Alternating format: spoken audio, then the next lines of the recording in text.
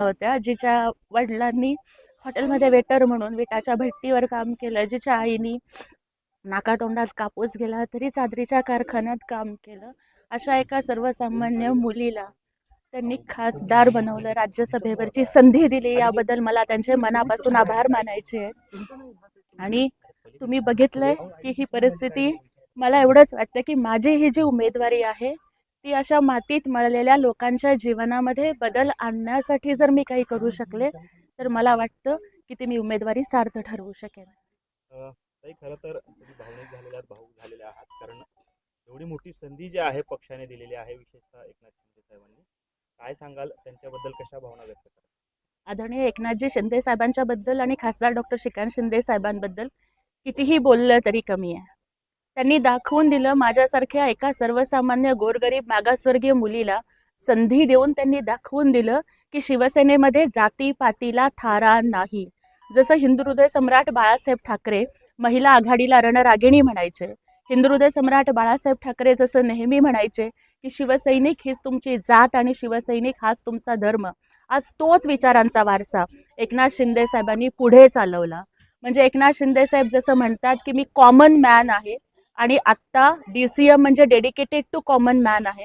आज तुम्ही बघताय की आमच्यासारख्या एका गरीब मागासवर्गीय वस्तीत राहणाऱ्या मुलीला दिल्लीच्या दरबारापर्यंत, म्हणजे गल्लीच्या मुलीला दिल्लीपर्यंत पोहोचवणं हे धाडस महाराष्ट्रामध्ये फक्त आणि फक्त एकनाथ शिंदे साहेबच करू शकतात. म्हणजे काही नेते आपल्या कुटुंबालाच आपला पक्ष समजतात, पण एकनाथ शिंदे साहेबांच्या सारखे नेते आपल्या पक्षालाच आपलं कुटुंब समजतात, हे त्यांनी दाखवून दिलेलं आहे. आणि मी तर मागितलंही नव्हतं, न मागता इतकी मोठी संधी दिली.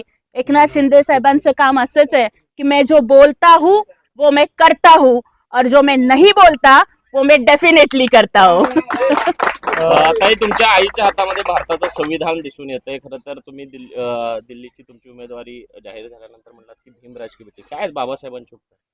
बाबासाहेबांच्या उपकाराशिवाय आम्ही शून्य आहोत. डॉक्टर बाबासाहेब आंबेडकरांचा शिका संघटित व्हा आणि संघर्ष करा हा विचार माझ्या आईबापाच्या मनामध्ये रुजला, म्हणूनच आज इतक्या गरीब वस्तीमध्ये असून सुद्धा मी शिकू शकले, मी संघर्ष करू शकले. केवळ उमेदवारी दिल्यावरतीच नाही तर शिवसेनेचा दसरा मेळावा असेल, वर्धापन दिन असेल, प्रत्येक स्टेजवरती मी अभिमानानं सांगते की भीमराज की बेटी मैं जय भीम वाली हूँ. आणि मला त्याचा अभिमान आहे की मी बाबासाहेबांची लेक आहे. मी एवढंच म्हणते कि रुतबा मेरे सर को तेरे संविधान से मिला है, रुतबा मेरे सर को तेरे संविधान से मिला है, ये अधिकार और खासदार भी मुझे तेरे संविधान से मिला है. औरों को जो मिला है वो शायद मुकद्दर से मिला है, लेकिन मुझको तो ये मुकद्दर भी बाबा साहब के संविधान से मिला है.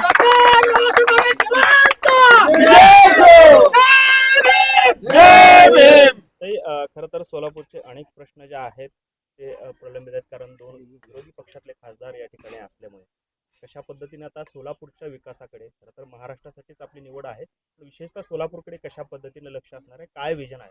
सोलापूर ही माझी मायभूमी आहे आणि म्हणूनच मी आधी सोलापूरच्या या मायभूमीला आणि ज्या मातीमधून मी घडले त्या भूमीला नतमस्तक होण्यासाठी मी इथे आले.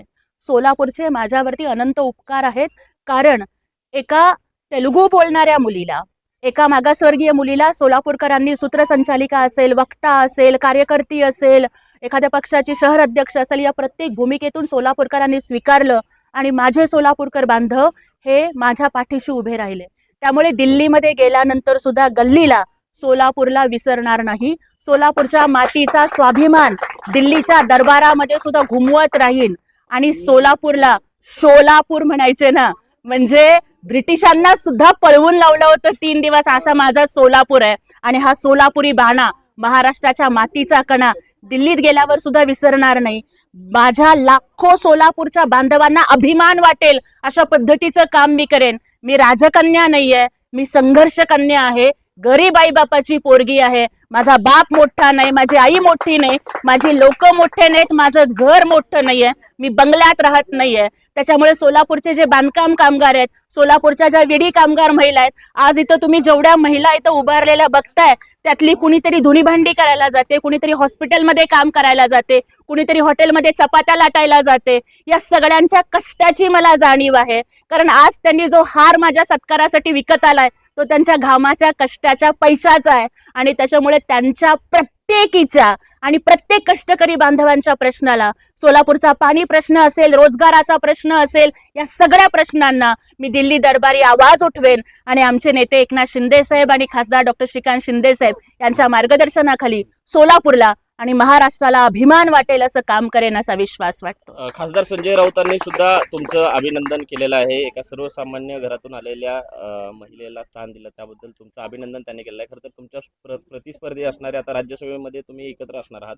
कशा पद्धतीनं त्यांच्या अभिनंदनाचा स्वीकार कराल आणि काय आव्हान म्हणून बघताय संजय राऊत? महाराष्ट्राची राजकीय संस्कृती ही अशीच आहे की विरोध हा फक्त पक्षापुरता, पक्षाच्या विचारधारेपुरता, राजकारणापुरता असतो.